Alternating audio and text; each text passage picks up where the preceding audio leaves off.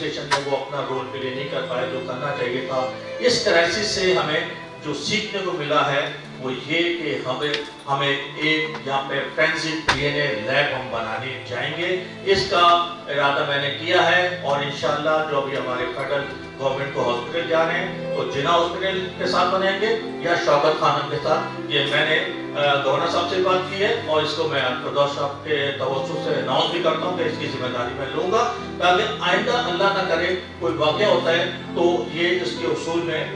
Dead bodies के या DNA के उसूल में डिले नहीं होना चाहिए। तो PIA के CEO को मैं खराज तहसीन पेश करता हूँ, अपने मिनिस्टर गुलाम सबरा खान साहब को, वो भी यहाँ पे आए और ख़ास तौर से प्राइम मिनिस्टर का ईद का दिन था, हमारी सारे तमाम MNS और MPs की जिम्मेदारी थी, ड्यूटी थी। PM हाउस से वो लिस्ट आई थी कि हमने किस किस के घरों पर जाना है और अल्हम्दुलिल्लाह वहाँ पे गए, उनके दुख दर्द में शरीक हुए और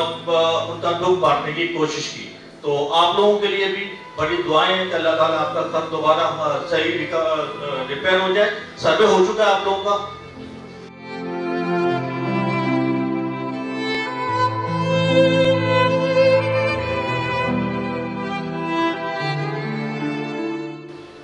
जब इस सानिया की खबर आई थी तो मेरा पहला ख्याल ये गया था कि जहाज में जिन लोगों का शहीद हुए पता नहीं जमीन पे कितने शहीद, लेकिन मैं रब का शुक्र अदा करता हूँ कि इस पूरे हादसे में उसने जो कर्म किया है जो जमीन पे, उसका एहसास मैं समझता हूँ इस मजलिस में जितने लोग तशरीफ हैं आपसे ज्यादा किसी और को। तो सबसे पहले तो आज सब मिलकर